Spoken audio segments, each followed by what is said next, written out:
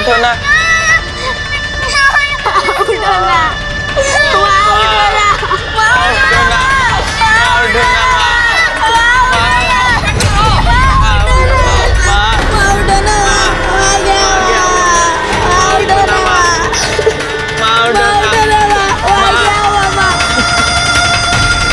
चलो, अंततः आ ही गया भाभी माँ के अंतिम संस्कार का समय।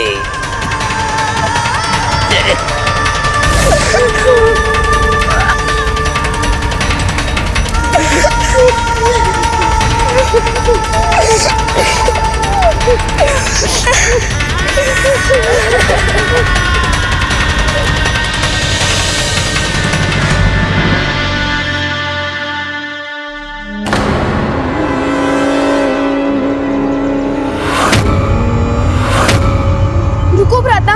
क्या हुआ? क्यों रोक दिया मुझे? चाचा जी,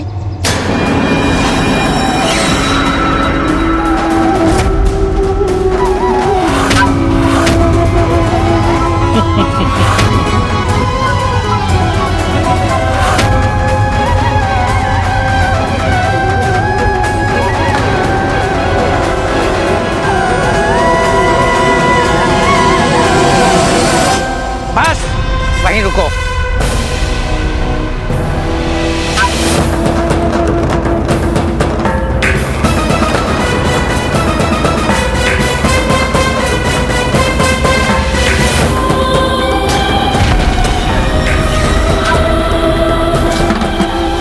क्या हुआ?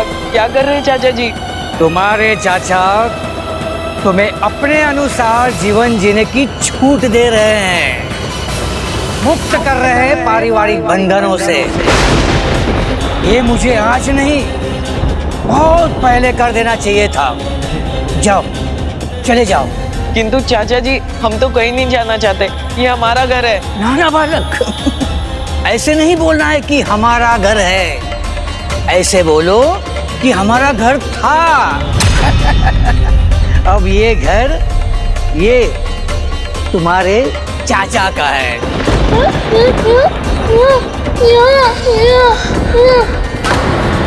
तो हमें हमारी कृषि भूमि तो रखने दीजिए। अब ना कोई घर है तुम्हारा और ना ही कोई कृषि भूमि। अब जो भी है तुम्हारे इस चाचा का है, तुम्हारा तो कुछ भी नहीं है।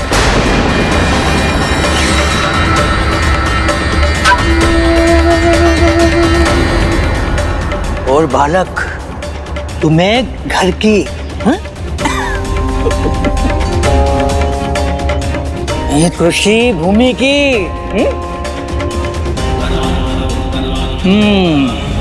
कोई आवश्यकता नहीं है।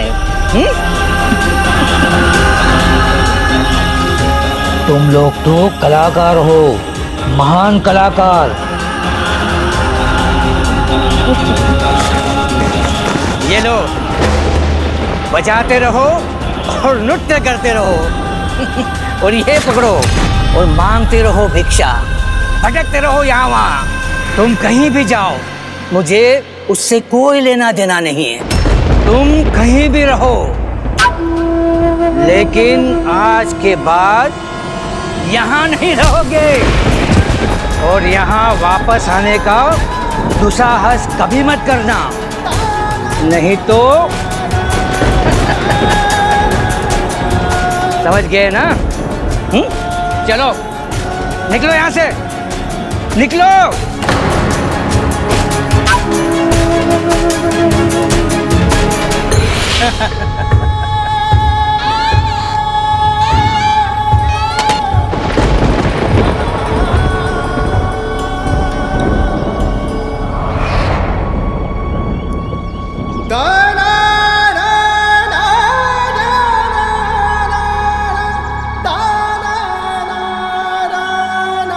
भ्राताओं, अब हम क्या करेंगे? कहाँ जाएंगे?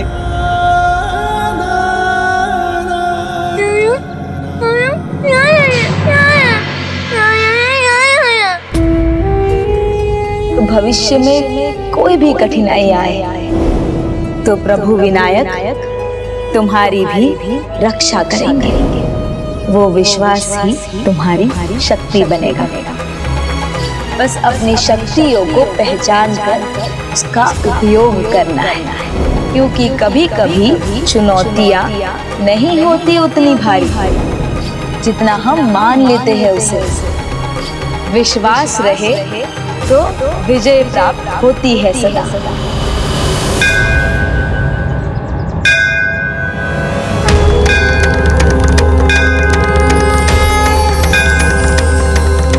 सुनो सुनाए हम महिमा प्रथम पूज्य गजानन की।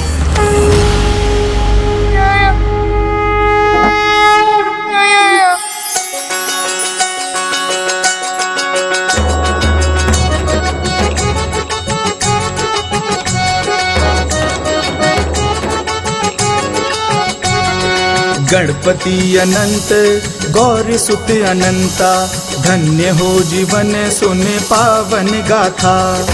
गणपति अनंत गौरी सुत अनंता, धन्य हो जीवन सुने पावन गाथा।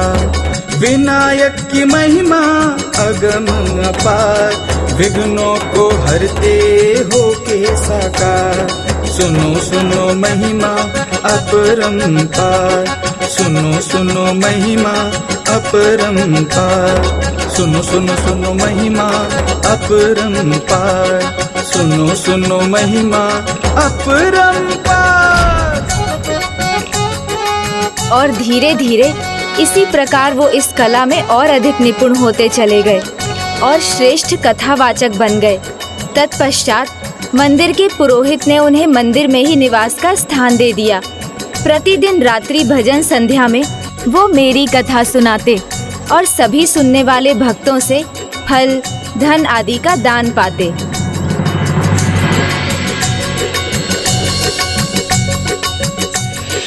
विनायक की महिमा अगम अपार, विघ्नों को हरते हो के साकार। सुनो सुनो महिमा अपरंपार, सुनो सुनो महिमा अपरंपार। महादेव व जगत माता करें विचार, कौन है प्रथम पूज्य अवतार। प्रथम पूज्य स्थान वही पाएगा जो पहले करेगा परिक्रमा संसार। प्रथम पूज्य प्रतियोगिता के आरंभ की हो रही थी पुकार, देवगण करने लगे हुंकार अपने वाहन पर होकर सवार।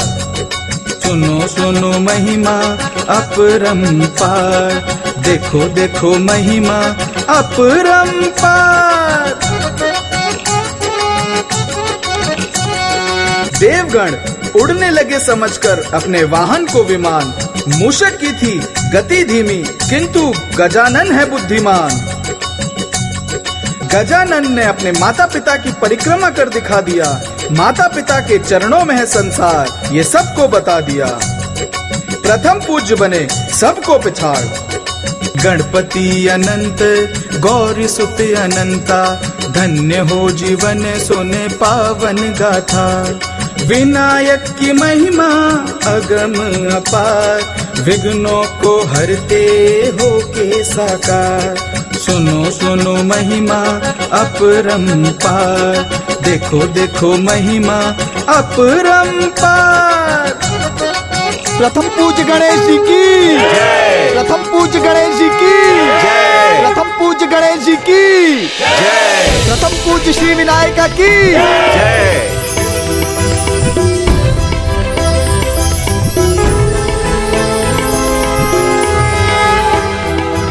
वाह, आनंद आ गया इनका कथा वाचन सुनकर। कितने खुले हृदय से गाते हैं, मानो जैसे प्रभु का ही सुर सुन रहे हो। और इनके चाचा कितने छोटे हृदय के हैं।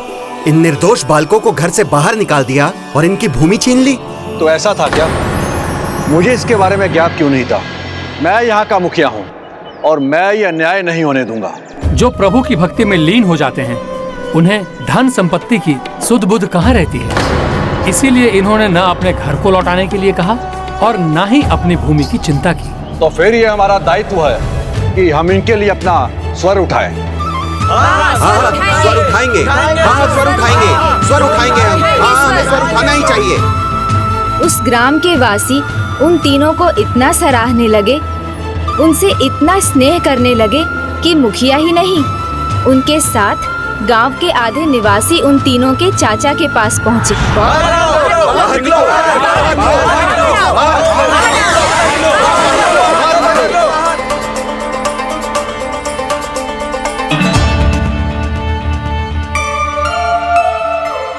क्या हुआ? क्या बात हो गई? बात तो ये है कि तुम कैसे चाचा हो, अपने लाचार भतीजों के साथ ऐसा दुर्व्यवहार कर रहे हो। अपनी इस भूल को सुधारो और लौटाओ उनकी भूमि को। लौटाओ उनकी भूमि को। लौटाओ उनकी भूमि। अन्यथा दंड देंगे तुम्हें, ग्राम से बाहर निकाल देंगे।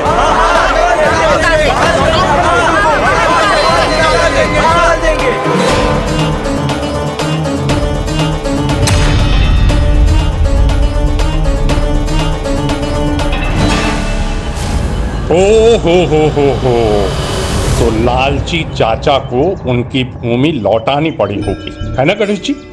हाँ, किंतु यहाँ भी चाचा ने चाल चली, उन्हें सूखी बंजर भूमि देकर। आओ, तुम्हें तुम्हारी भूमि दिखा दो।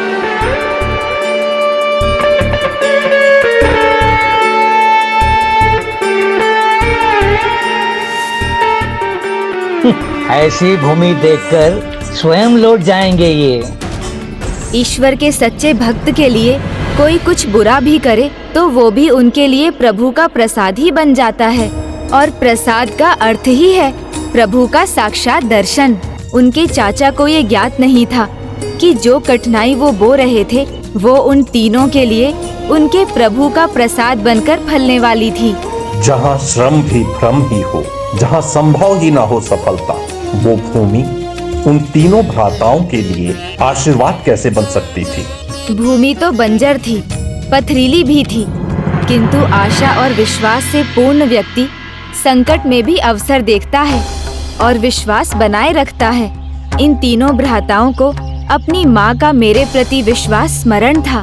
भक्ति असंभव को भी संभव बना देती है। और बालकों, मैं तुम्हारा अधिकार क्यों रखूंगा? चाचा हूँ तुम्हारा। अरे मैं तो स्वयं प्रतीक्षा कर रहा था कि तुम तैयार हो जाओ तो मैं तुम्हें तुम्हारा ये कानी भूमि खंड सौंप देता हूँ। अब तुम ही संभालो इसे, खूब फसल उगाओ।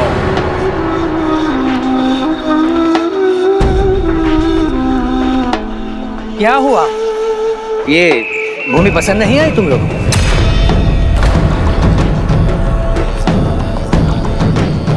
क्या हुआ भाइयों, इतने शांत क्यों हो? क्या दोष है भूमि में?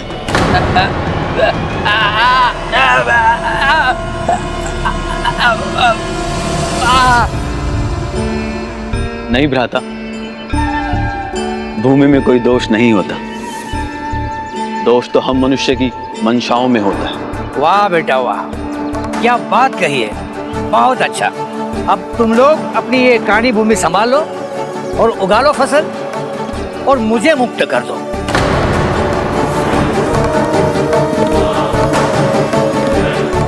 विश्वास नहीं हो रहा, चाचा जी ने इतनी सरलता से भूमि कैसे दे दी? अवश्य कुछ है जो तुम दोनों मुझसे छुपा रहे हो। एक कमी है, ये भूमि सूखी है, पथरीली है, इसीलिए बंजर।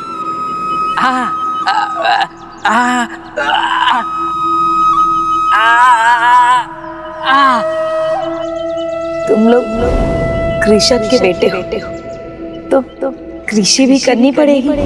माँ ने कहा था ना कि हम कृषक के पुत्र हैं, और एक किसान कभी हार नहीं मानता। इसलिए हमें कृषि करने के लिए उपाय ढूंढने चाहिए।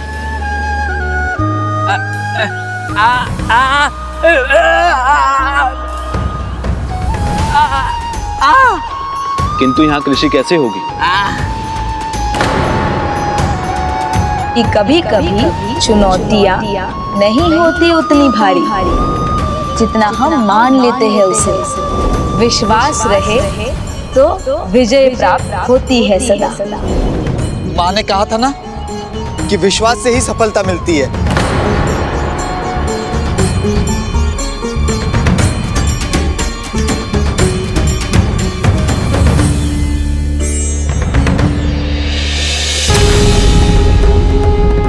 हम करेंगे, इस धरती को तैयार करेंगे। हम खेती करेंगे, हम करेंगे खेती।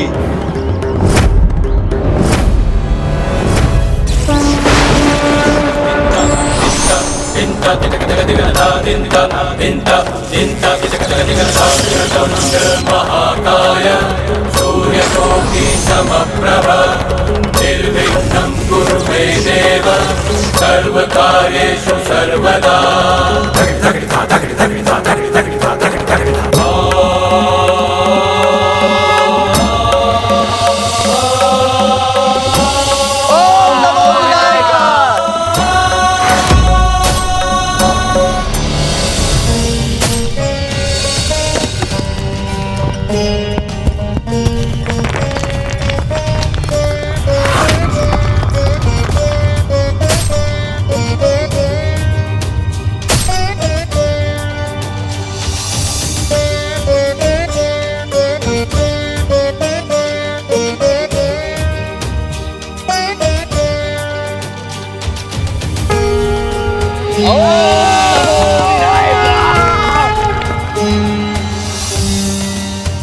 ओम नमो विनायक।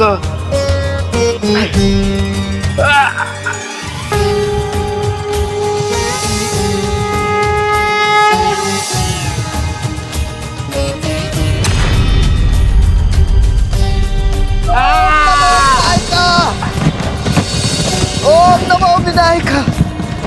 ओम नमो विनायक। ओम नमो विनायक।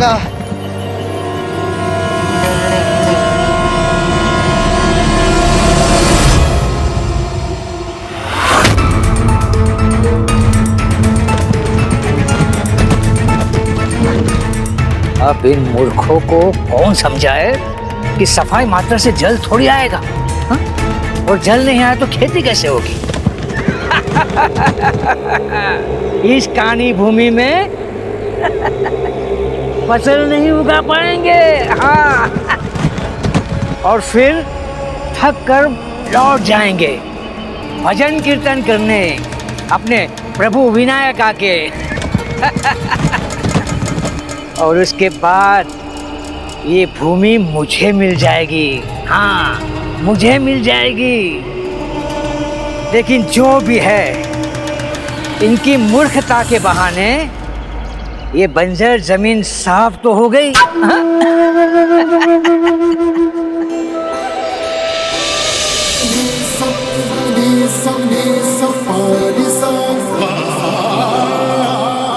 भ्राता, हम सफल हुए। धरती अब तैयार है। वाह, अद्भुत, सर्वथा अद्भुत मेरे भतीजों। मैंने तो कल्पना भी नहीं की थी मेरे भतीजों कि तुम तीनों मिलकर इतना बड़ा चमत्कार करोगे। इस कानी बंजर भूमि की कायाकल्प कर दी तुम लोगों ने।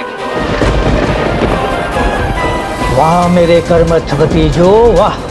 तुम्हारी जितनी भी प्रशंसा की जाए कम है, लेकिन काश तुम लोग इस कानी बंजर भूमि की तरह अपना भाग्य चमका सकते हैं। अब देखो ना, ऐसी बंजर भूमि से जल तो निकलने से रहा। अब भतीजों मुझे ये बताओ कि जिस भूमि में जल ना हो उसमें फसल कहां से होगी?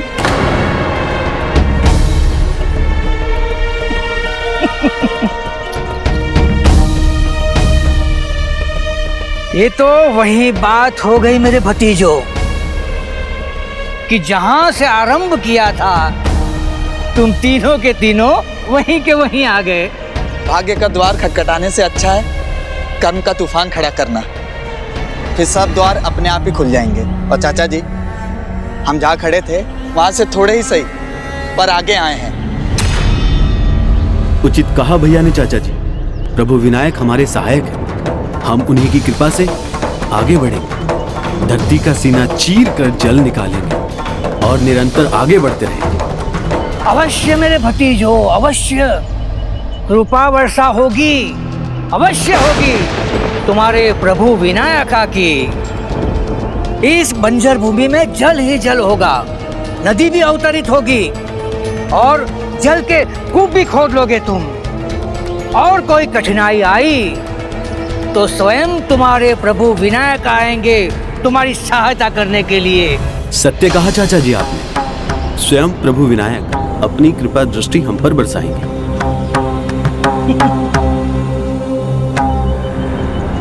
मूर्ख प्राणी।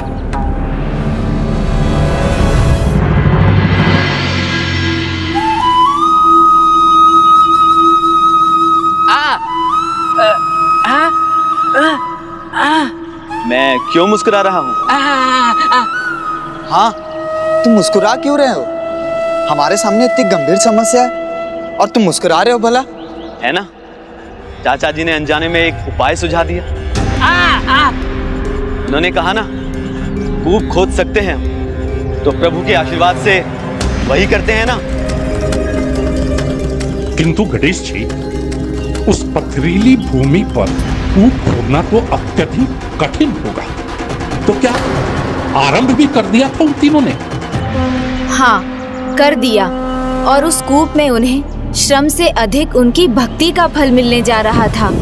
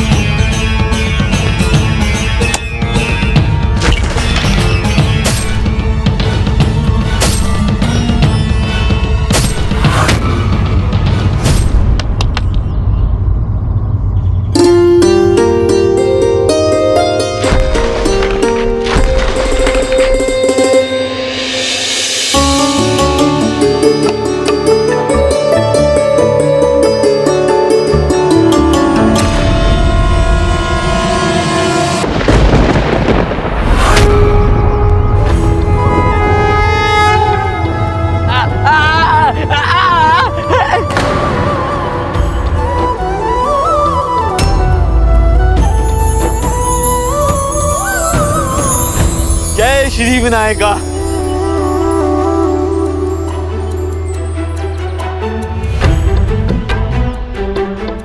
चकित मत हो भ्राता, थोड़ा जल दिखाई दिया है।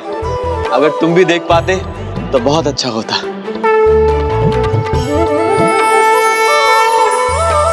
अच्छा ही है जो मैं देख पा रहा हूँ अपने प्रभु श्री विनायका की झलक। जीवन में मैंने अंधकार के सिवा और कुछ नहीं देखा, पर आज मेरी दृष्टि ने पहली बार मेरा साथ दिया और प्रभु श्री विनायक दर्शन दे रहे हैं मुझे। ऐसा लग रहा है कि प्रभु स्वयं इस कुंभ में हो। अद्भुत, अद्भुत। अर्थात उनका आशीर्वाद प्राप्त है हमें कूप की खुदाई करते रहना चाहिए। हाँ, खुदाई करते रहना चाहिए। आओ भ्राता। देव सर्व कार्येषु सर्वदा।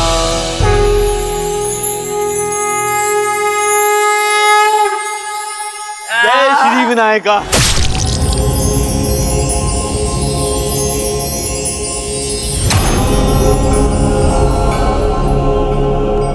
आश्चर्य, मेरे कानों में ध्वनि गूंजी। क्या क्या ध्वनि थी वो? ध्वनि? कैसी ध्वनि? हमने तो कोई ध्वनि नहीं सुनी और तुम तो सुन भी नहीं पाते हो, तो तुमने कहां से सुन ली ध्वनि? किंतु मुझे ऐसा लगा कि मेरे कानों ने कुछ सुना। ये तो चमत्कार हो रहा है। मुझे कुछ दिखाई दिया और तुम्हें सुनाई। हमें रुकना नहीं चाहिए, है?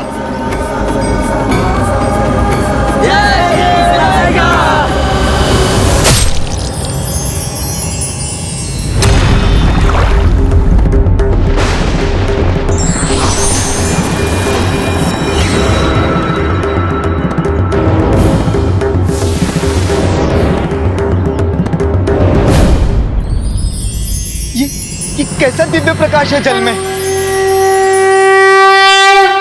हे प्रभु विनायका, तुम बोले कैसे? और तुम सुने कैसे? और तुमने देखा कैसे?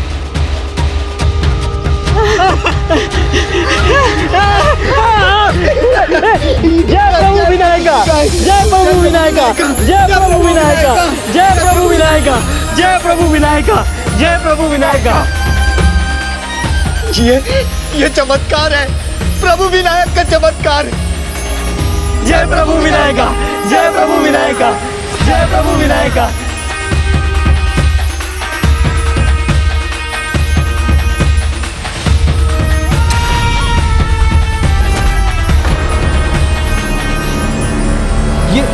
ये जल लाल क्यों हो रहा है?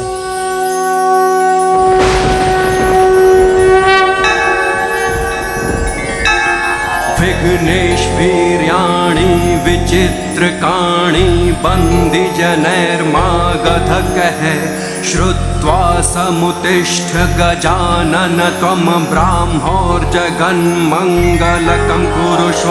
एवं मया प्रार्थित विघ्नराजश्चित्तेन चोत्थाय बहिर्गणेश तं निर्गतं वीक्ष्य नमन्ति देवाः संवादयो योगी मुखास्तथाहम्।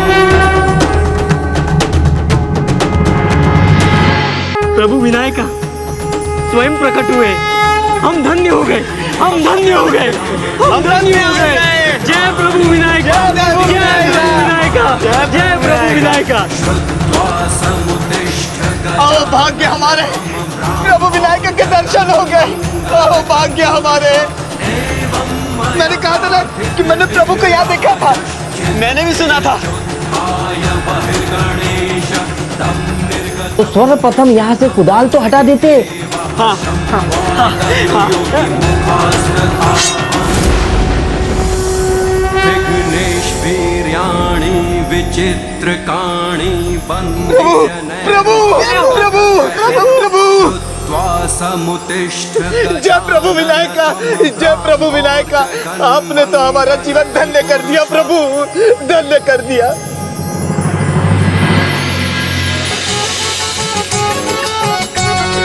गणपति अनंत गौरी सुत अनंता, धन्य हो जीवन सुने पावन गाथा। गणपति अनंत गौरी सुत अनंता, धन्य हो जीवन सुने पावन गाथा। विनायक की महिमा अगम अपार, विघ्नों को हरते हो के साकार। सुनो सुनो महिमा अपरंपार, सुनो सुनो महिमा अपरंपार, सुनो सुनो सुनो महिमा अपरंपार।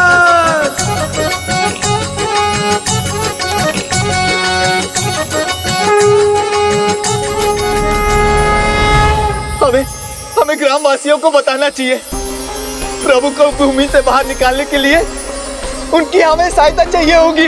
बोलो प्रभु विनायका की, बोलो प्रभु विनायका की, बोलो प्रभु विनायका की।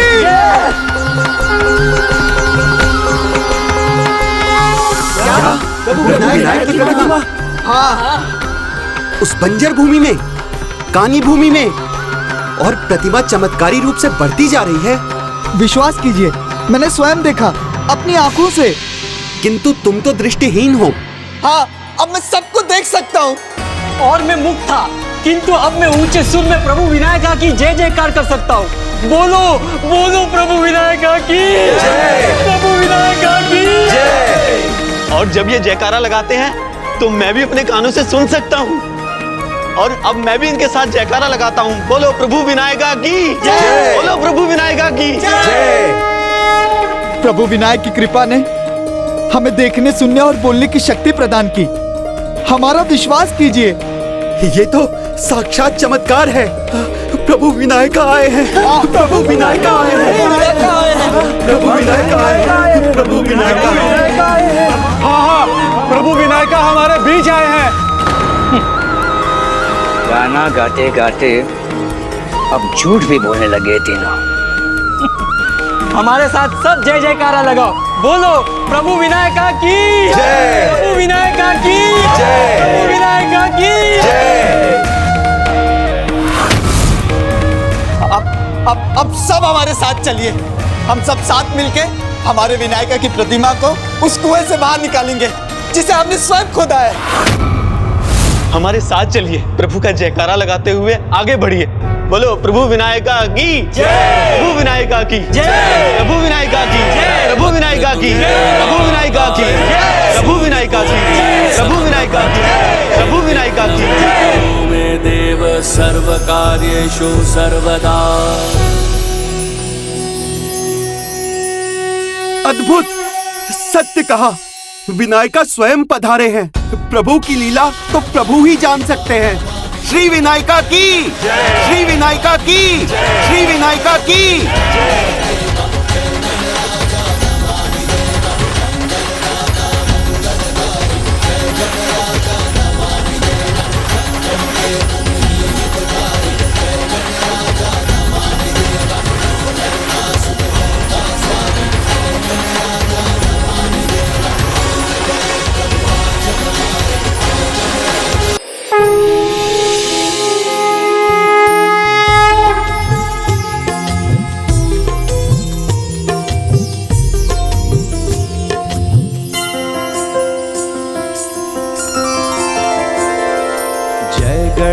जय गणेश जय गणेश देवा, माता जाकी पार्वती पिता महादेवा।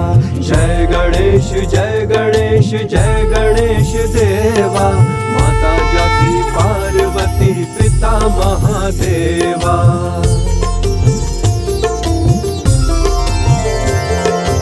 एक दंत दयावंत चार भुजाधारी, माथे सिंदूर सोहे मूस की सवारी।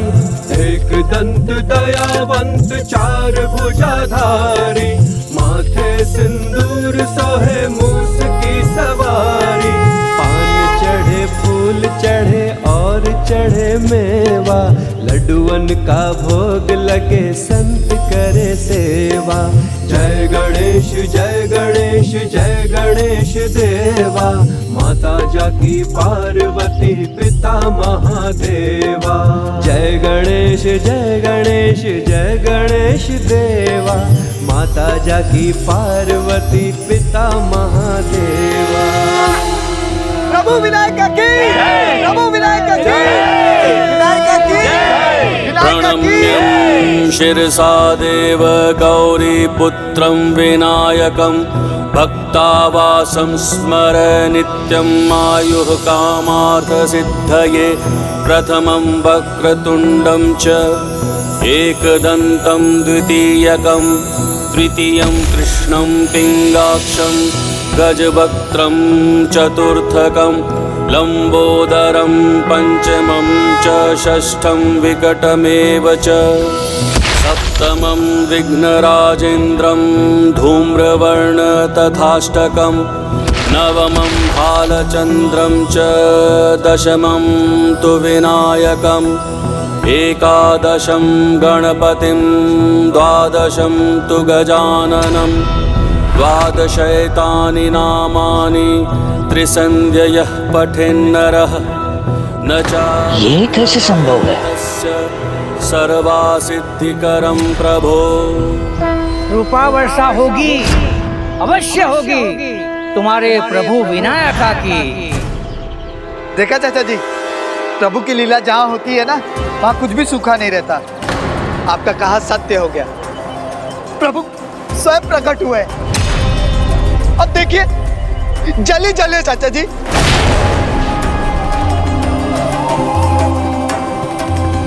इस बंजर भूमि में जल ही जल होगा, नदी भी अवतरित होगी। सत्य कहा था आपने, नदियां अवतरित होगी। तो देखिए हो गई, जल ही जल है यहाँ।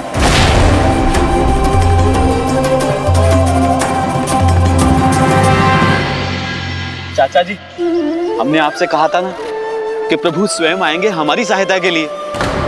देखिए ना, वो आ गए हैं। दुष्ट, इतने महान विनायक भक्तों को तुम जानबूझकर कष्ट दे रहे थे। हाँ, बहुत अत्याचार किया है इनके साथ, बहुत सताया है इन्हें। तुमने इन्हें बंजर भूमि दी थी ना, आज इन तीनों की भक्ति और आस्था से ये बंजर भूमि पावन भूमि बन गई है। आज वही कानी या एक कोना भूमि इस श्री फल के जल से अभिषिक्त होकर पाकम अर्थात जल से परिपूर्ण हो गई है।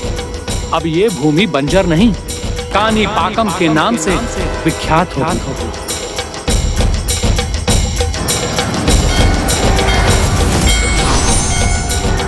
तब से भूमि का वो छोटा सा कोना उस पूरे क्षेत्र में कानी पकम के नाम से विख्यात हो गया।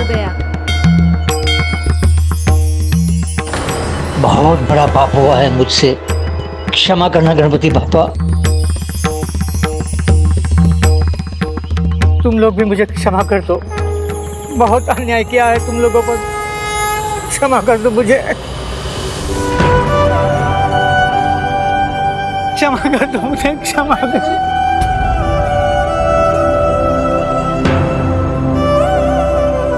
उठिए चाचा जी, हम आपके पुत्र समान हैं और एक पिता समान बड़े का क्षमा मांगना शोभा नहीं देता, और हम कोई नहीं है क्षमा देने वाले। क्षमा का अधिकार तो केवल हमारे प्रभु श्री विनायका का है। आप उन्हीं की आराधना कीजिए, वही आपको क्षमा करेंगे।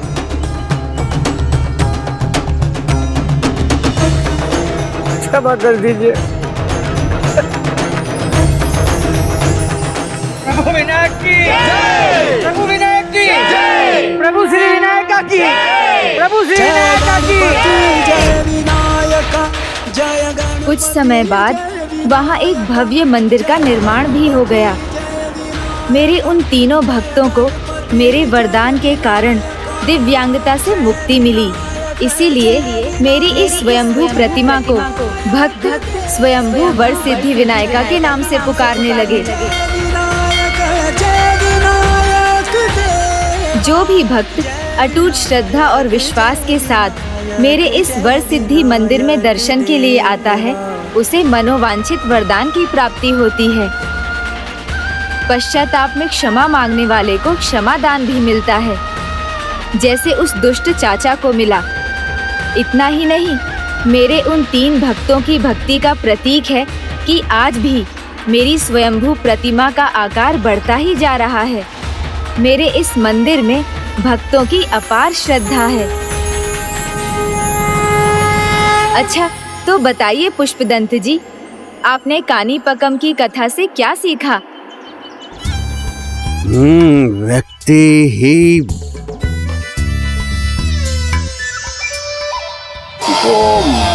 नहीं, व्यक्ति को अपनी शारीरिक कमियों के कारण स्वयं को दुर्बल नहीं समझना चाहिए और उन्हें अपनी सफलता में बाधा नहीं बनने देना चाहिए।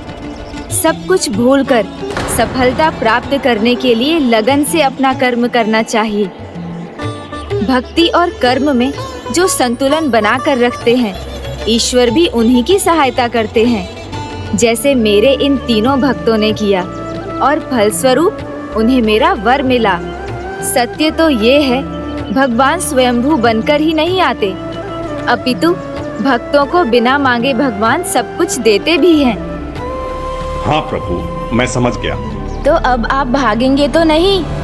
बोलिए बोलिए पुष्पदंत जी।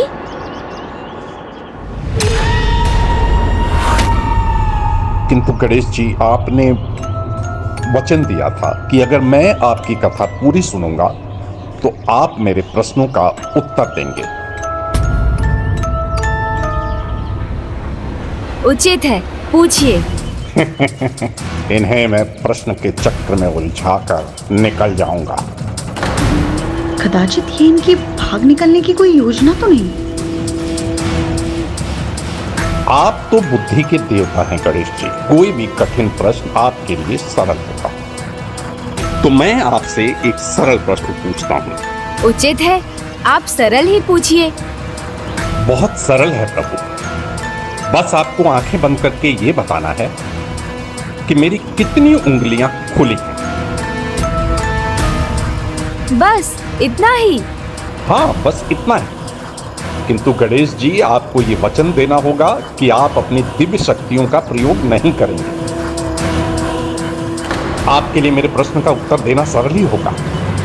उचित है। जया मौसी, आप भी अपनी आंखें मूंद लीजिए।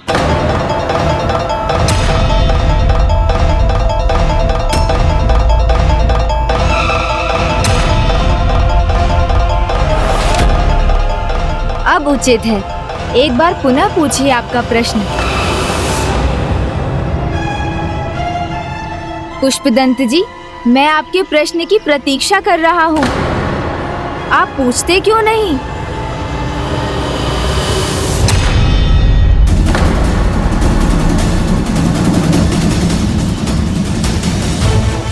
गजानन, सब व्यर्थ हो गया। हम पुनः उसी परिस्थिति में आ गए। ज्ञात नहीं इस बार कहाँ जाकर छिपे होंगे पुष्पदंत जी।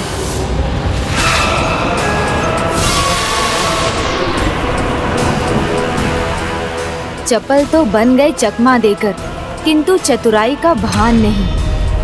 ऐसी दिशा में छिप गए जिसका उन्हें ज्ञान नहीं। चिंता मत कीजिए जया मौसी, मैं उन्हें फिर ढूंढ निकालूंगा।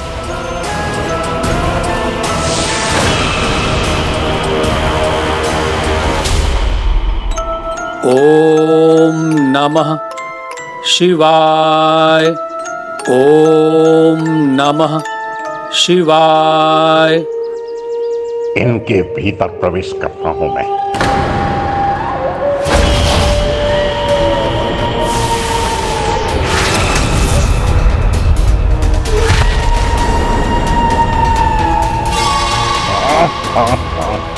क्या हुआ ये? साधारण ऋषि और मैं असाधारण पिशाच, फिर भी इनमें प्रवेश नहीं कर सका। ऐसी अपार शक्ति कहां से अर्जित की है इन्होंने? काशी की पावन भूमि में तप करने वाले ऋषि मुनि के तन में पुष्पदंत जी को आश्रय मिलना कठिन है। यहीं लौटने पर विवश होंगे वो। कोई तो होगा जिसमें मैं वास कर सकूंगा।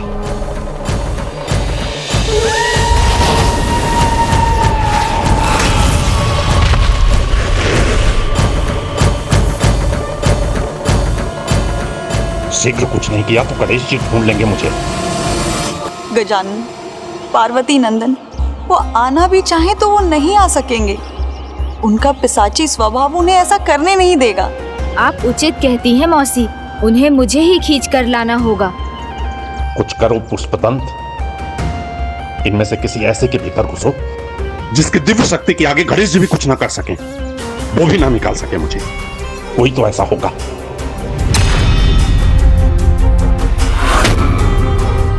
ओम नमः शिवाय। ओम नमः शिवाय। ओम नमः शिवाय। ओम नमः शिवाय। ओम नमः शिवाय।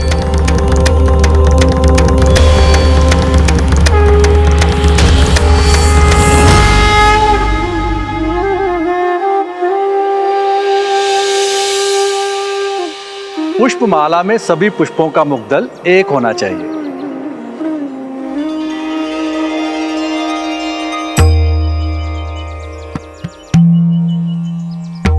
इस प्रकार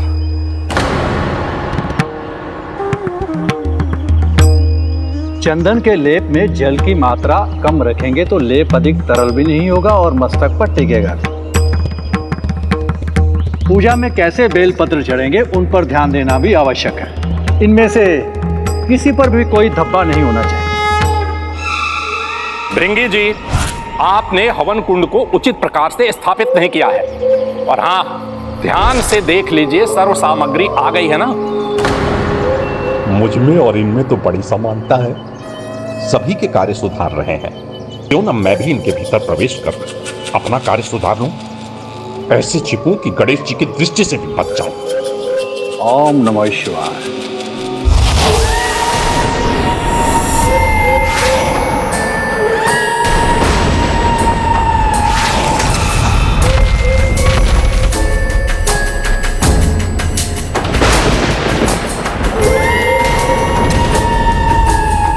प्रणाम स्वामी।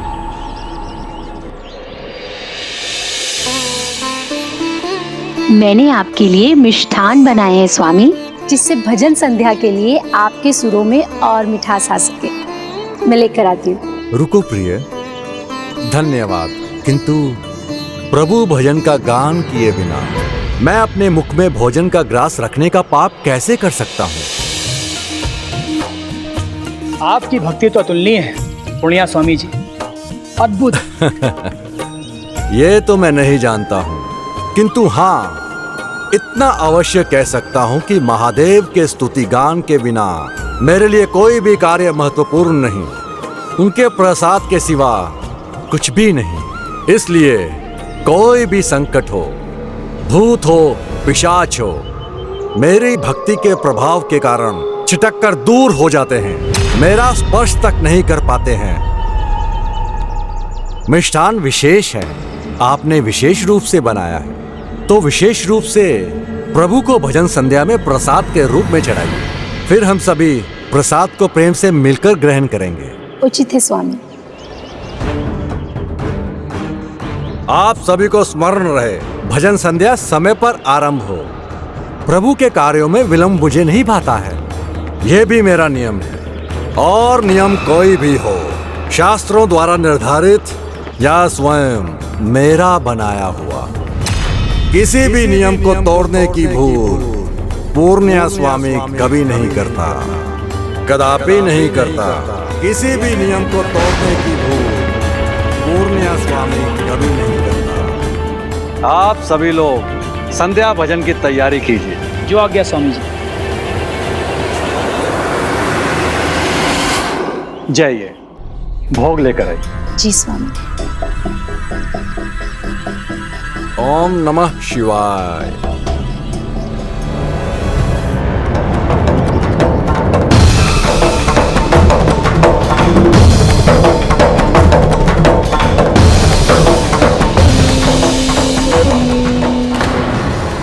नियम का ज्ञान बांटने वाले ने स्वयं ही शास्त्रों का नियम भंग कर दिया और स्वच्छ पांव लेकर आसन पे बैठ गए।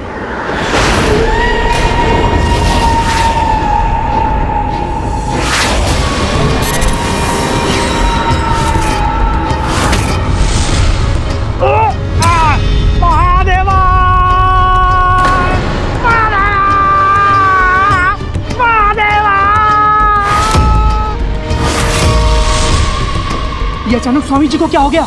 हाँ, अचानक इतना विचित्र व्यवहार क्यों कर रहे स्वामी जी? ये इनके मुख पर कैसी मुस्कान है? ये आज हो क्या रहा है यहाँ?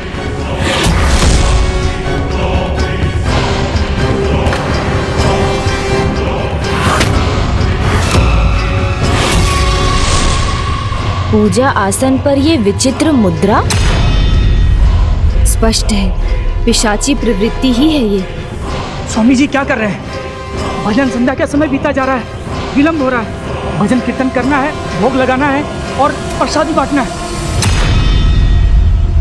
स्वामी आप ये क्या कर रहे हैं? हाँ, क्यों नहीं, आज पहले ही प्रसाद बांट देते हैं, फिर करेंगे कीर्तन। यही ठीक है ना? हाँ। अरे खड़ी क्यों हो, मुझे दो। ला स्वामी।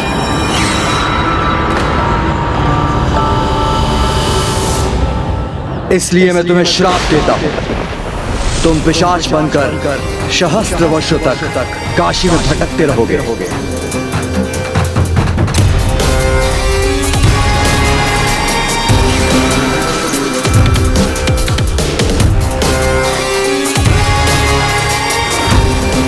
स्वामी ये क्या कर रहे हैं आप? पुष्पदंत जी, आपको ढूंढना कोई कठिन कार्य नहीं है। आप किसी के भीतर छिप कर भी नहीं छिप पाते।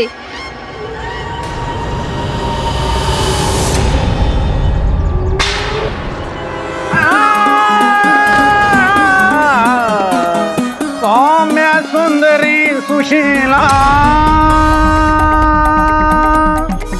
नील नैना और मधुरा। समय और परिस्थिति दोनों इस बात का संकेत दे रहे हैं कि अब मुझे हस्तक्षेप करना चाहिए।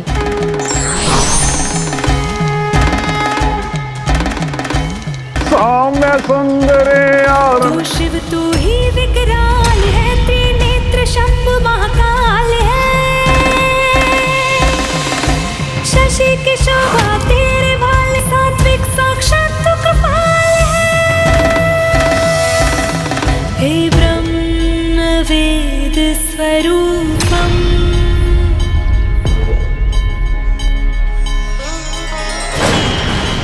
तुझे शत शत अद्भुत। शत शत रुको।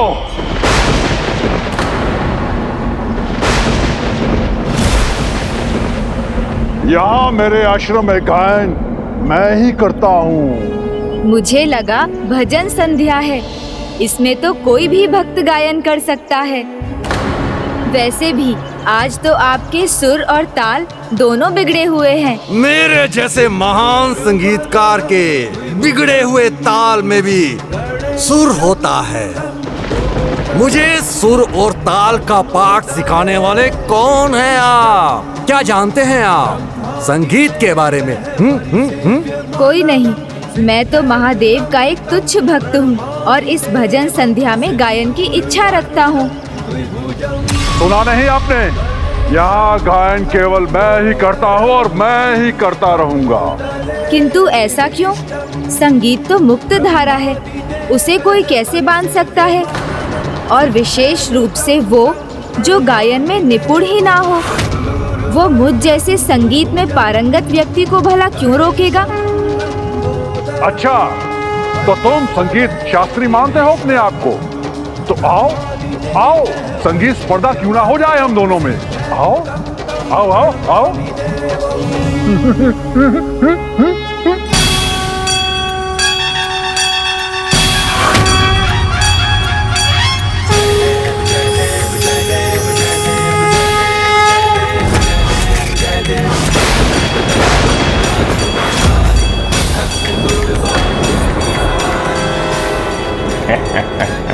ये तो गणेश जी हैं, यहाँ भी पहुँच गई, स्पर्धा के लिए तैयार हो गई है।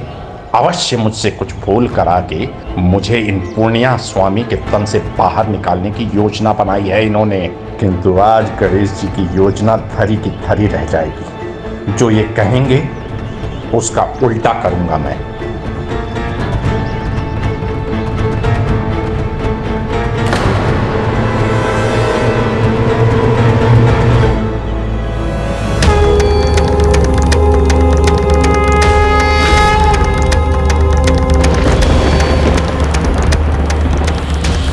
अधिक समय तक इन स्वामी जी के तन में नहीं छिप सकेंगे आप पुष्पदंत जी।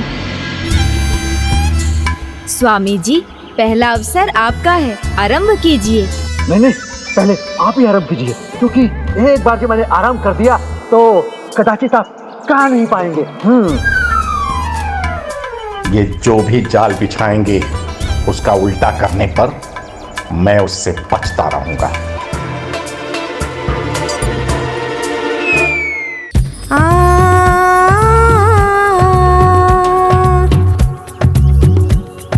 उगते सूर्य भोर हुई। हाँ हाँ, अस्त सूर्य सांझ हुई। तितलियों ने भरी बागों में उड़ान। सो गए पंछी सारे अपने मचान।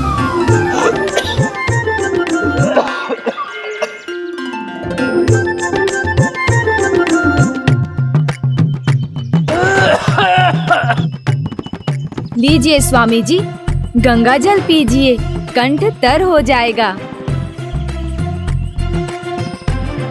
कहीं गंगा जल पिलाकर गणेश जी मुझे पूर्णिया स्वामी के तन से निकलवाना तो नहीं चाहते?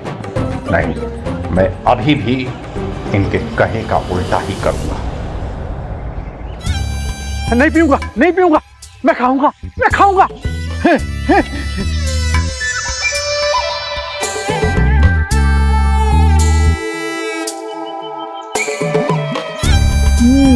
तो जो भी मैं कहूँगा उसका उल्टा करेंगे आप।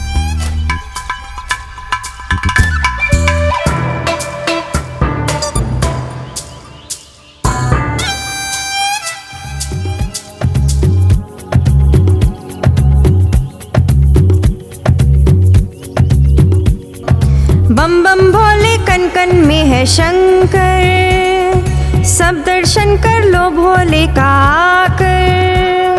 ये जीवन हो जगमग जगर जगमग जगर। बम बम डोले हर कण में है कंकर। ये जीवन हो अजर अमर अजर अमर। तो प्रभु महादेव का नाम नहीं लेंगे आप? फिर तो आपके मुख से माता का नाम ही बुलवाना पड़ेगा। शंभु महेश नीलकंठ शशि शेखर, सती साध्वी भवानी भवमोचनी दुर्गा। तो अंततः माता का नाम ले ही लिया आपने। बम बम भोले कन कन में है शंकर, जय जय माता रानी की जय कर। बम बम भोले कन कन में है शंकर, जय जय माता रानी की जय कर। जय जय माता रानी की जय कर। जय जय माता रानी की जय कर। जय जय माता रानी की जय कर। अब बचकर कहाँ जाएंगे पुष्पदंत जी? जय जय माता रानी की जय कर।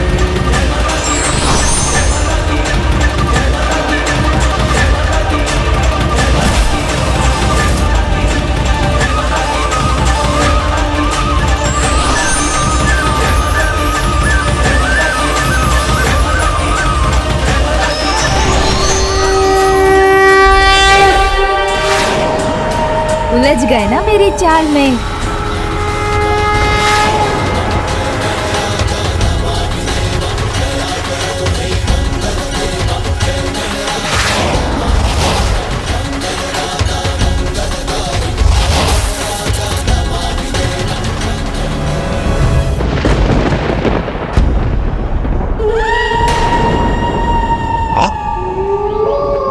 आप यहाँ हैं तो वहाँ कौन है प्रभु?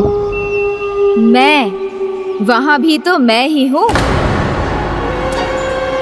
लीजिए स्वामी जी, गंगा जल पीजिए।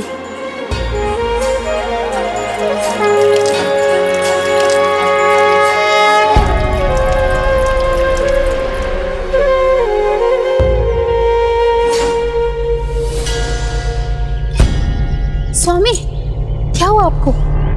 क्या हो गया था मुझे? एक भी नियम नहीं भंग करने वाला मैं आज इतने सारे नियम भंग करता चला गया। अहंकार वो अवगुण है जो बुराई के सारे द्वार खोल देता है स्वामी जी। आज आपने अपनी भक्ति के अहंकार में बिना पांव धोए आसन ग्रहण करने की भूल जो की थी। किसी भी नियम को तोड़ने की भूल पूर्णिया स्वामी कभी नहीं करता। उचित कहा आपने, भूल तो हुई है मुझसे, घोर भूल। अहंकार जब अति विश्वास बन जाए तो ऐसी भूल संभव हो जाती है। बुराई आपके भीतर की अच्छाई पर सेंध लगा देती है। भक्त रूपी धर्म पर पिशाच रूपी अधर्म हावी हो जाता है।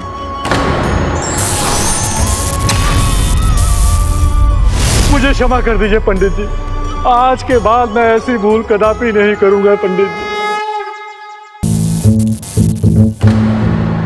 अब स्वेच्छा से चलेंगे आप या फांस में बांध कर ले जाना होगा? पाश की क्या आवश्यकता है गणेश जी, कष्ट होता है, मैं स्वयं चलता हूँ वहीं जहाँ आप मुझे ले जाना चाहते हैं। गणेश जी, आप मुझे बार बार यहाँ क्यों लाना चाहते हैं? बार बार यहाँ से भाग क्यों जाते हैं आप? उचित है, उचित है। तो अब पूछूं?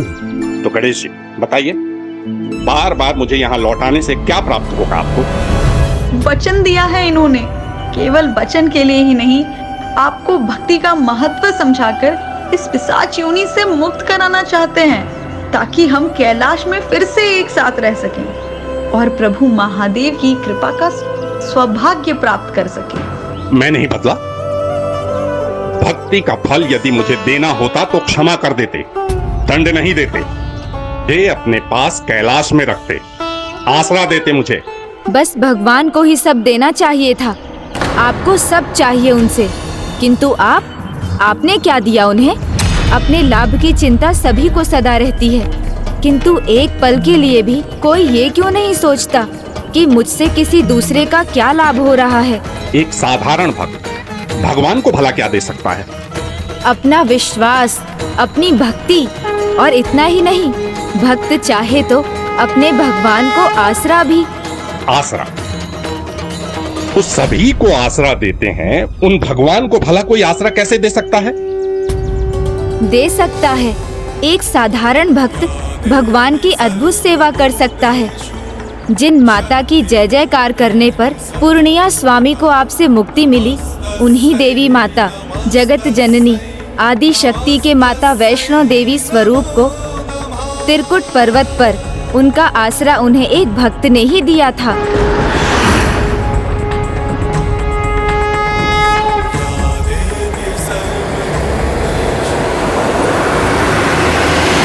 ओम जयंती मंगला काली भद्रकाली कपालिनी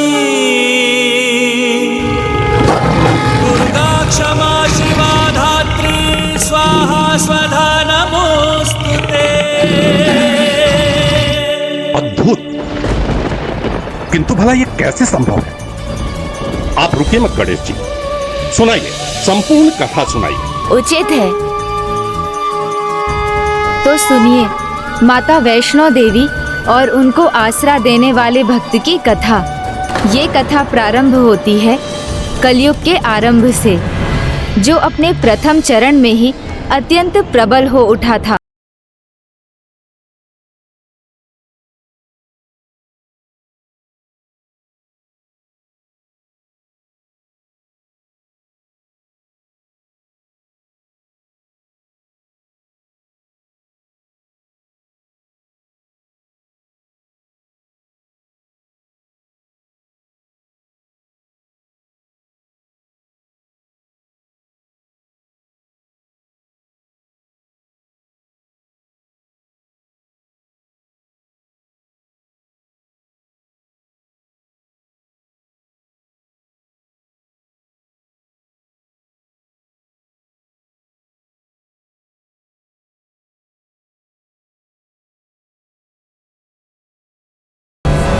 कलयुग में पाप की अति हो रही थी।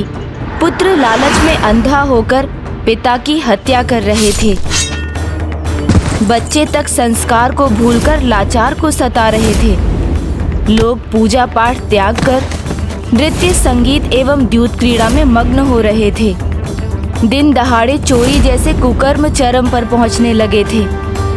कलयुग में इस बढ़ते हुए पाप के निवारण में एक भक्त ने अत्यंत महत्वपूर्ण भूमिका निभाई। वो भक्त थे परम भक्त श्रीधर।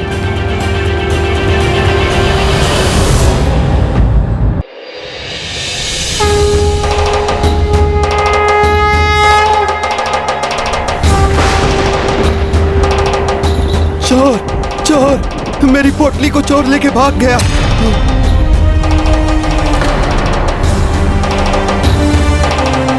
हे प्रभु श्री राम, ये कैसा समय आया है? क्या हुआ प्रभु? आपके विचलित होने का क्या कारण है? कलयुग के प्रथम चरण में ही धर्म पर अधर्म की काली छाया चारों दिशाओं में छाती जा रही है। यदि ये धर्म का अंधकार ऐसे ही बढ़ता रहा तो वो दिन दूर नहीं जब काम, क्रोध, लोभ और अहंकार लोगों का भोजन और भजन होगा।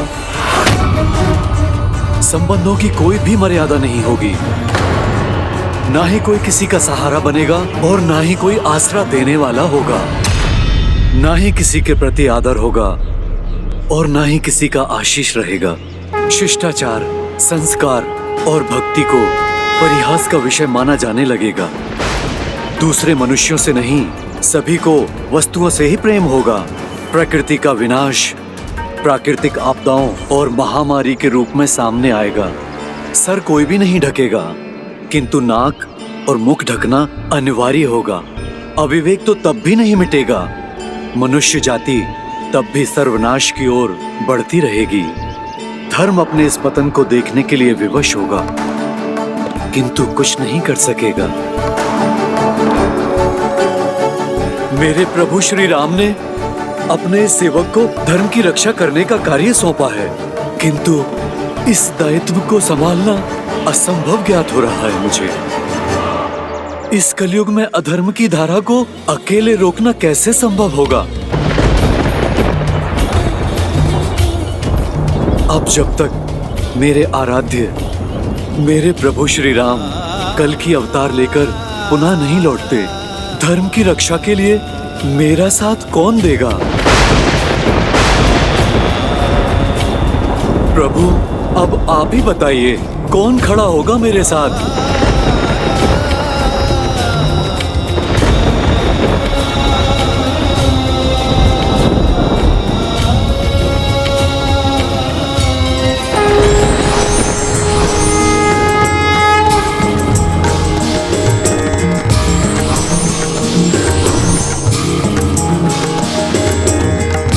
माता,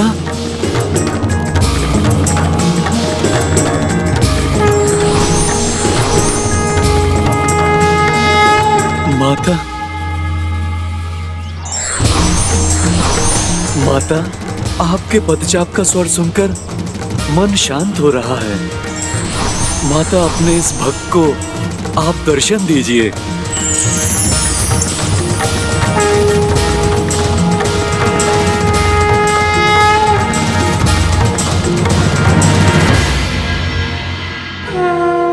प्रणाम माता। हे भक्त शिरोमणि हनुमान, चिंता आपके मुख पर शोभा नहीं देती। आप तो सभी की चिंता, कष्ट और दुख को हरने वाले हैं। अब मैं शीघ्र ही आपके साथ होंगी, तो आपकी सभी शंकाएं दूर हो जाएंगी। क्या आपको स्मरण नहीं? प्रभु श्री राम ने आपसे क्या कहा था? मुझे स्मरण है माता। उन्होंने कहा था, जब तक मेरे प्रभु कल की अवतार लेकर कलयुग में अवतरित नहीं होंगे, तब तक मैं आपके अवतरित होने पर आपका रक्षक और आपका सहायक बनकर रहूंगा। माता, किंतु वो कब होगा? आप धर्म की रक्षा करने के लिए कब आएंगी? वो समय अब निकट है भक्त शिरोमणि हनुमान। अब मैं जम्बू द्वीप स्थल में शीघ्र ही अवतरित हुई और नियति के अनुसार कलयुग में मेरा आविर्भाव एक धार्मिक निष्ठावान भक्त के द्वारा होगा। और वो भक्त है श्रीधर, और वो भक्त है श्रीधर।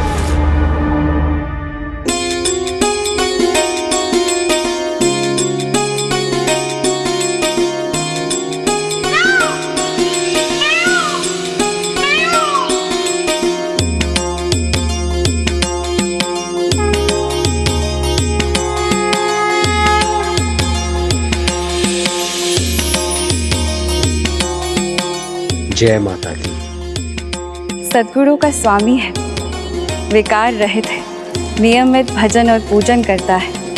अधिक समृद्ध ना होने पर भी सदा पूजन भजन और दूसरों की भलाई में तत्पर रहे।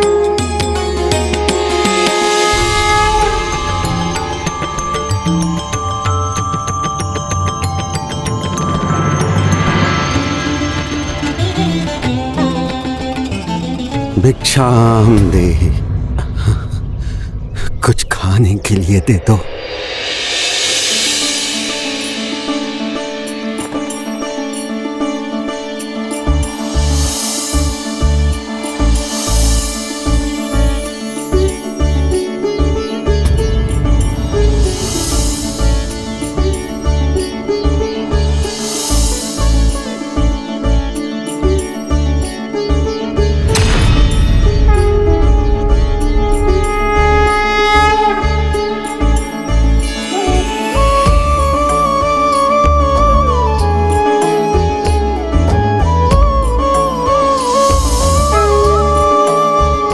जय माता की।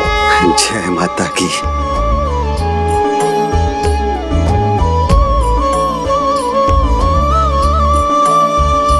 स्वामी, घर में जो कुछ भी खाने के लिए था बस वही था जो आपने दान दे दिया।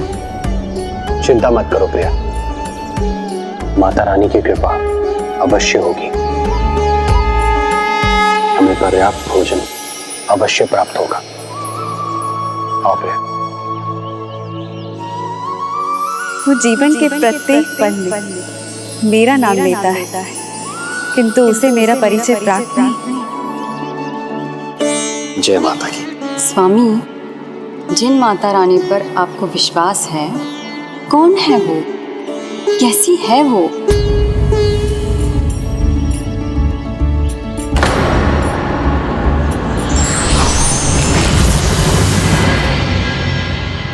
मुझे ज्ञात होता तो मैं आपको अवश्य बताता प्रिया, किंतु माता रानी का स्वरूप मैंने भी नहीं देखा। मैं तो उनका नाम भी नहीं जानता, लेकिन मुझे ये पता है माता रानी अपने भक्तों पर कृपा करती है। माता रानी का नाम मुझे बल देता है, मुझे उत्साह, उमंग और आशा से भर देता है। माता, ये कैसी विचित्रता है। वो भक्त जिसे आपका परिचय भी प्राप्त नहीं, वो आपका इतना अटूट भक्त भला कैसे हो सकता है? भक्ति में भक्त अपने आराध्य को जाने बिना ही उसके आभास मात्र ही उसे पहचानता है। जैसे तुम जन्म से अपने प्रभु श्री राम के नाम की धुन में रमे हुए थे। अब तुम्हें भी कहाँ पता था कि वो कैसे हैं और कहाँ हैं, उनका स्वरूप क्या है। बस राम नाम ही तो लगन थी तुम्हारी। किंतु जिस दिन तुम्हें उनका परिचय प्राप्त हुआ, तुम्हारी भक्ति को एक नई दिशा मिली। माता, मुझे तो ऐसा लगा था जैसे इस हनुमान का जन्म ही उसी दिन हुआ हो। वैसे ही अब भक्त श्रीधर का जन्म होने वाला है। आज हम उसे बस श्रीधर के रूप में जानते हैं, किंतु जब तक उसे मेरा परिचय कराने वाला नहीं मिलेगा, वो मेरा भक्त कैसे बनेगा। और मुझे भक्त नहीं मिला तो कलयुग में मेरा आविर्भाव कैसे होगा। इसीलिए हनुमान, ये अत्यंत महत्वपूर्ण कर्तव्य किसी को तो निभाना ही होगा। माता, मैं समझ गया। ये कर्तव्य मैं अवश्य निभाऊंगा। माता, आप तो बस आशीर्वाद दीजिए मुझे।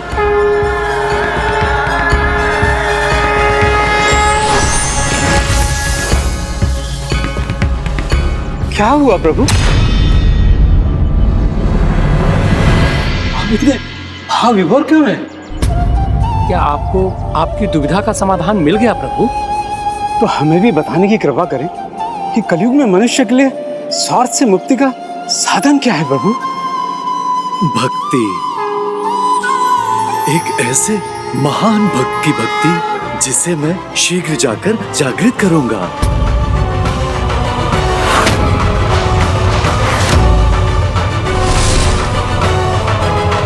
जय श्री राम। ये कार्य स्वयं हनुमान जी करने वाले थे? हाँ, उस दिन संसार के सबसे महान भक्त एक अन्य भक्त को प्रेरणा देने जाने वाले थे। सुलोचना, देवी सुलोचना, प्रिया देखो, आज मुझे क्या प्राप्त हुआ है। क्या हुआ? मैंने कहा था ना, माता रानी की कृपा से हमें पर्याप्त भोजन अवश्य मिलेगा।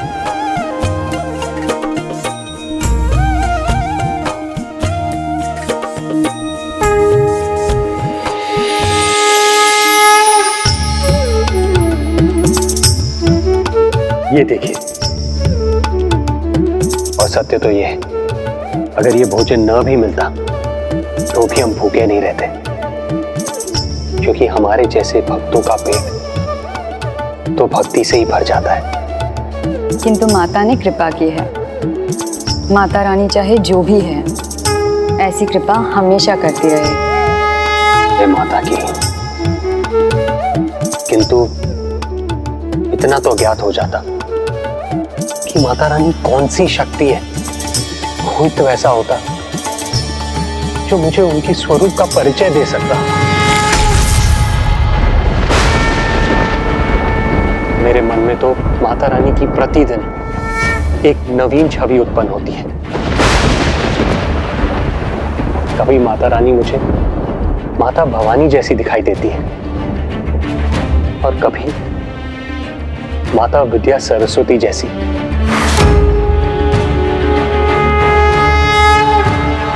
और कभी कभी माता रानी का नाम लेते ही माता लक्ष्मी की आकृति आंखों के सामने आ जाती है।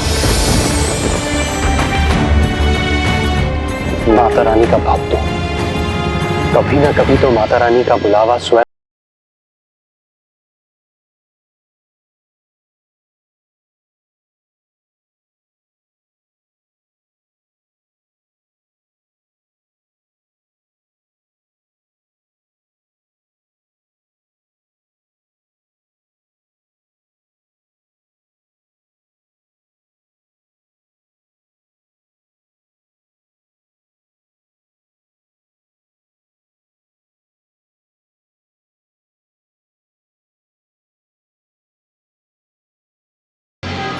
आपके घर से माता रानी का नाम सुना, इसीलिए खिंचा चला आया आपके द्वार। ब्राह्मण देवता, आपका स्वागत है। भोजन के समय आप मेरे द्वार पर पधारे हैं। आपका स्वागत करना मेरा कर्तव्य है। मुझे मेरा कर्तव्य निभाने दीजिए प्रभु। भीतर आइए, पधारिए। विराजिए। मेरी पत्नी सुलोचना आपको भोजन परोस देगी। रुकिए, इतनी शीघ्रता क्यों? थोड़ी श्वास तो लेने दीजिए। वैसे भी मेरे समान भक्त का पेट तो भक्ति से ही भर जाता है। क्योंकि हमारे जैसे भक्तों का पेट तो भक्ति से ही भर जाता है।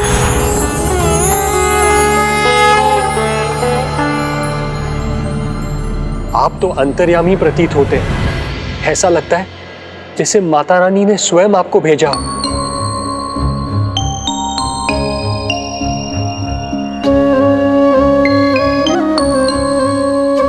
यदि माता रानी ने भेजा है मुझे, तो उसका कारण क्या हो सकता है भला? संभव है मुझे मेरी दुविधा से मुक्त करने। कैसी दुविधा? ब्राह्मण देवता, मेरा मन तो माता के प्रति ही समर्पित है। सुख दुख में मैं सदा उन्हीं का नाम लेता हूं। परंतु माता रानी कौन है, ये मैं नहीं जान सका। उनका उचित परिचय प्राप्त नहीं है मुझे। वो महादेव की अर्धांगिनी है, शिवा है, या प्रभु ब्रह्मदेव की पत्नी माता ब्रह्मणी सरस्वती है,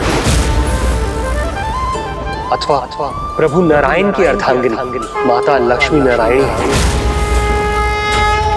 आपने जिन तीनों माताओं के नाम लिए, वो कौन हैं? उनका परिचय दे सकते हैं आप मुझे? उनका मूल स्वरूप क्या है? क्या है उनका गूढ़ तत्व?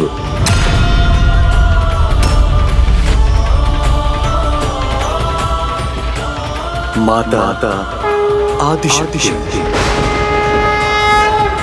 माताओं की माता की ही स्वरूप है तीनों माताएं। ये तो आपको और समझ आएगा जब आप मेरे मुख से माँ वैष्णवी देवी की कथा सुनेंगे।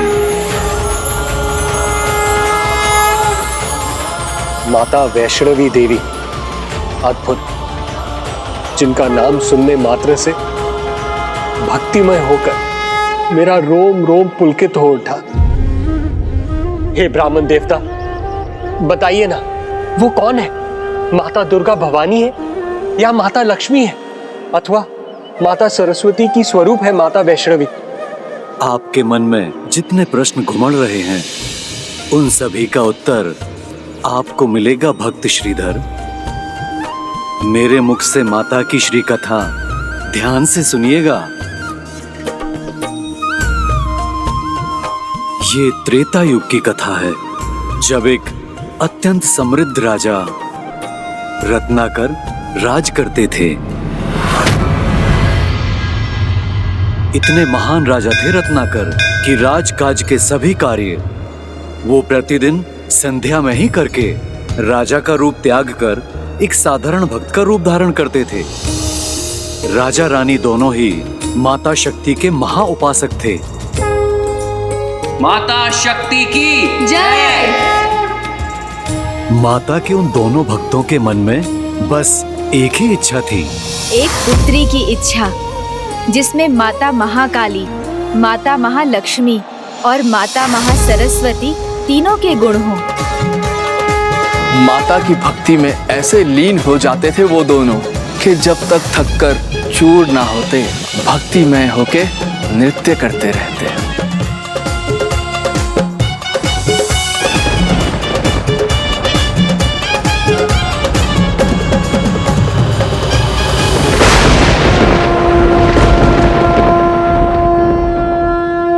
माता शक्ति की जय। माता शक्ति की जय। माता शक्ति की जय। उनकी भक्ति से प्रसन्न होकर माता ने कृपा की। शीघ्र महारानी ने गर्भ धारण किया और फिर जब वो जन्म देने के निकट थी तो एक रात्रि श्री मात्रे नमः। ओम श्री मात्रे नमः। ओम श्री मात्रे। ओम श्री मात्रे नमः। ओम श्री मात्रे नमः। ओम श्री मात्रे नमः।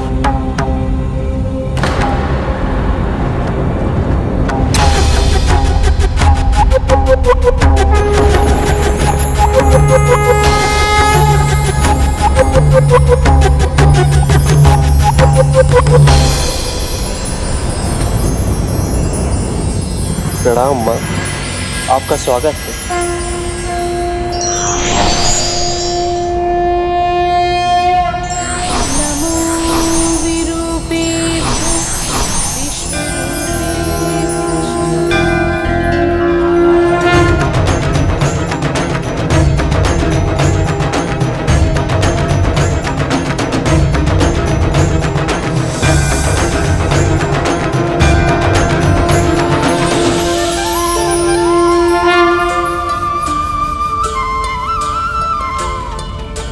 मैं आपका कैसे धन्यवाद करूं? मैं आपकी कृपा का पात्र बना, मेरा जन्म सफल हो गया।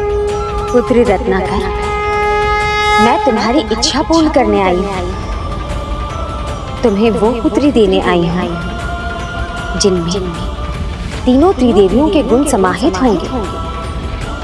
मैं ही आदि शक्ति जिसकी तुम पूजा करते हो, समस्त ब्रह्मांड में व्याप्त नारी शक्ति मुझ में ही समाहित है और मुझसे ही जागृत है। मैं ही उस शक्ति की प्रत्यक्ष और पूर्ण स्वरूप हूँ। जो भक्त समृद्धि चाहता है उसके लिए देवी लक्ष्मी भी मैं ही हूँ। बुद्धि के प्रकाश के इच्छुक के लिए देवी सरस्वती भी मैं ही हूँ। और जब किसी भक्त को रक्षा की आवश्यकता होती है तो उसकी रक्षक बनकर आने वाली दुर्गा भवानी भी मैं ही हूँ।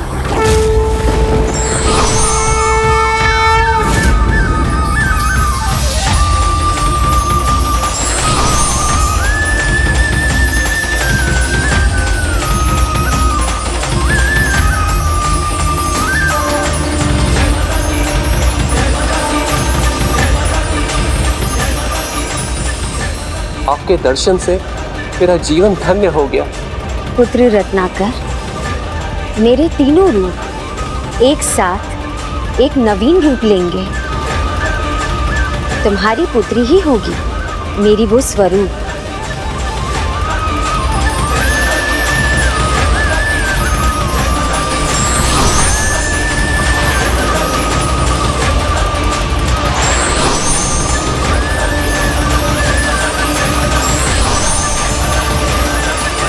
तुम्हारी पुत्री के रूप में मेरे स्वरूप का जन्म शीघ्र होगा और वो श्री हरि नारायण की परम भक्त होगी। धन्यवाद माता। प्रथमं शैलपुत्री च द्वितीयं ब्रह्मचारिणी तृतीयं चंद्रघंटेति कूष्मांडेति। महाराज, आपको पुत्री प्राप्त हुई है। स्वयं माता के समान दिव्यता से परिपूर्ण है ये। कात्यायनीति च सप्तमं कालरात्रीति स्वामी, हमारी पुत्री का नाम क्या होगा? नवमं सिद्धिदात्री च। वो महान विष्णु भक्त होगी, इसलिए उसका नाम रखना वैष्णवी। स्वामी, आप कुछ कहते क्यों नहीं? क्या रखे अपनी पुत्री का नाम?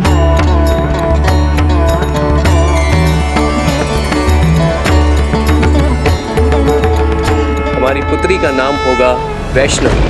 वैष्णवी। वैष्णवी। वैष्णवी।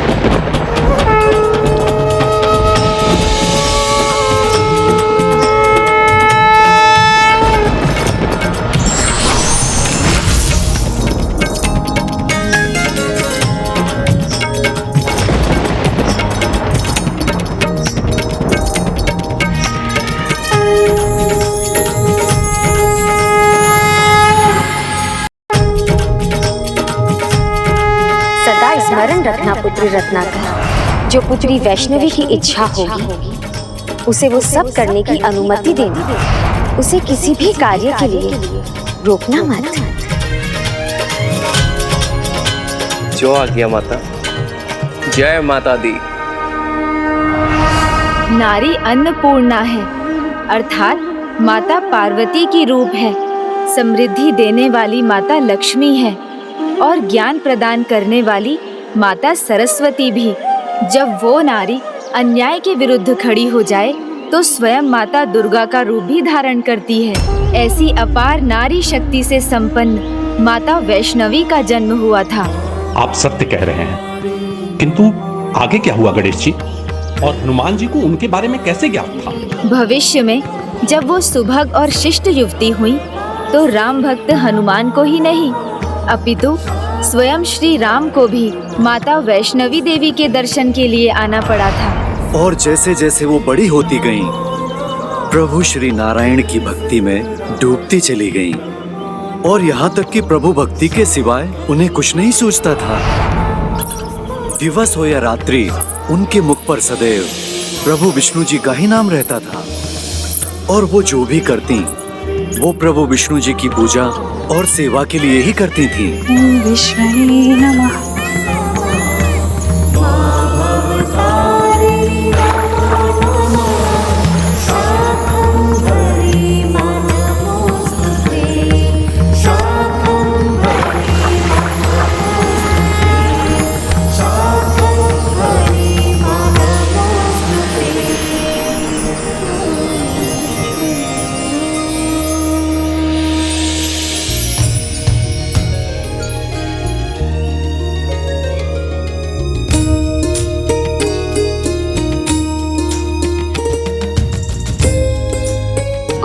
विष्णवे नमः। ओम विष्णवे नमः। ओम विष्णवे नमः। ओम विष्णवे नमः।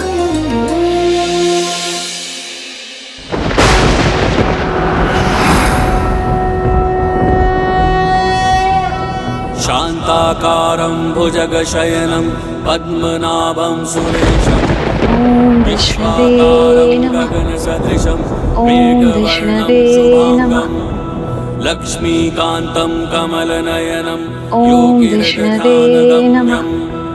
वन्दे विष्णुं भवभयहरं सर्वलोकैकनाथम्।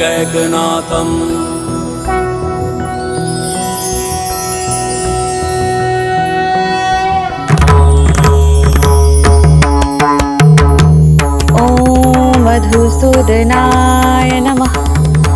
ओम केशवाय नमः। ओम पुरुषोत्तमाय नमः।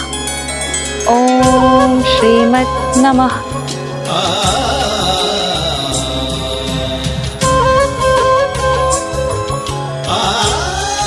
ओम मधुसूदनाय नमः। ओम केशवाय नमः।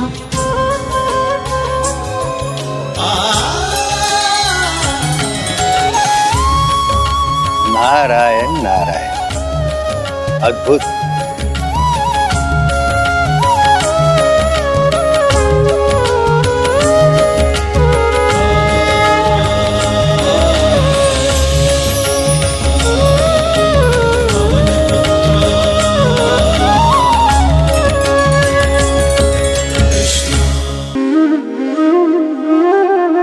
स्वामी, भोर से हमारी पुत्री वैष्णवी ऐसे ही भक्ति भाव के साथ प्रभु के सामने बैठी है।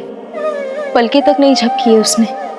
हमारी पुत्री विष्णु भक्त है, उसे अपने पूजा का पूर्ण अधिकार है। हमें उसमें हस्तक्षेप नहीं करना चाहिए देवी। दिन बीतते गए और इससे अनभिज्ञ माता उसी प्रकार प्रभु की प्रतिमा के पास बैठी रही। किंतु कितने दिन? पूरे 11 दिन।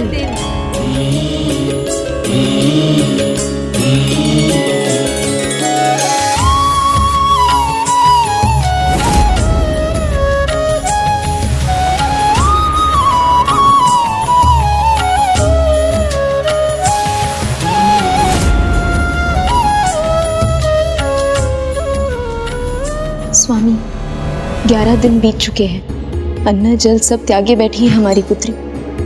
कहीं उसे कुछ हो गया तो? उसकी भक्ति पे मुझे भी पूर्ण विश्वास है, किंतु ये तो अब अति हो रहा है। हमें कुछ करना होगा स्वामी। महारानी, भक्ति तो भक्त और प्रभु का सीधा संबंध होता है, उसमें हम कौन होते हैं रोक टोक लगाने वाले? वो पुत्री है मेरी, मैं उसे इस अवस्था में नहीं देख सकती स्वामी, नहीं देख सकती। महारानी,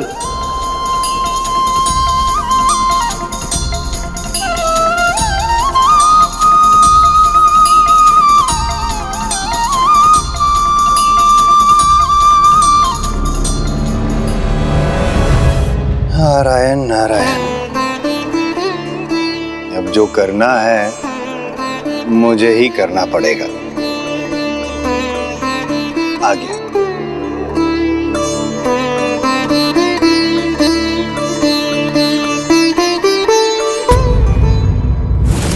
स्वामी, आप उसे नहीं रोकेंगे, किंतु बिना जल और अन्न के ऐसे कितने दिन जीवित रह पाएगी हमारी पुत्री? रहेगी देवी, अवश्य रहेगी। जैसे इस थाल में रखे दीपक बिना घृत के प्रज्वलित हैं, उसी तरह हमारी पुत्री की जीवन ज्योति को कुछ नहीं होगा।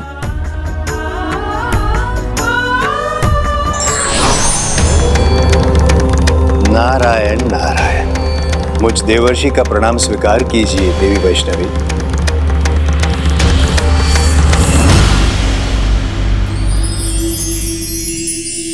प्रणाम देवर्षि। आपको देखकर मेरे प्रभु के निकट होने का आभास हो गया। प्रभु के परम भक्त के दर्शन पाकर मैं कृतार्थ हुई। नारायण नारायण। क्या आपको प्रभु ने भेजा है?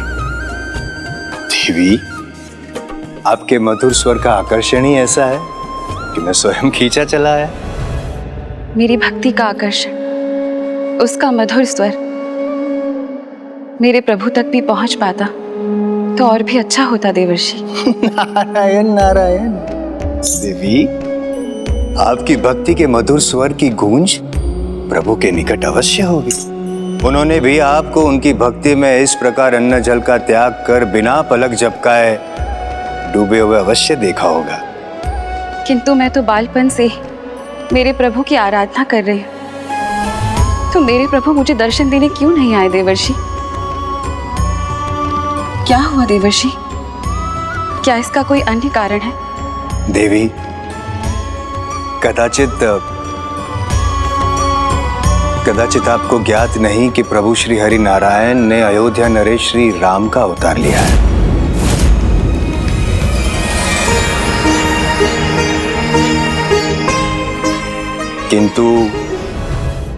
किंतु वो 14 वर्ष के वनवास में है।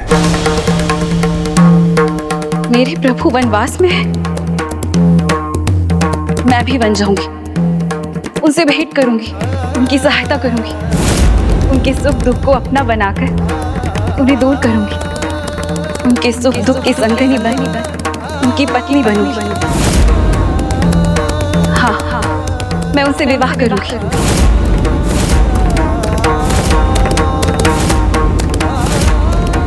ये तो उन्होंने अत्यंत कठिन प्रण ले लिया था गणेश जी। हाँ पुष्पदंत जी, माता वैष्णवी का यही प्रण भविष्य में उनके आविर्भाव एवं भक्त श्रीधर से उनकी आराध्य माता वैष्णो देवी के मिलन का माध्यम बना।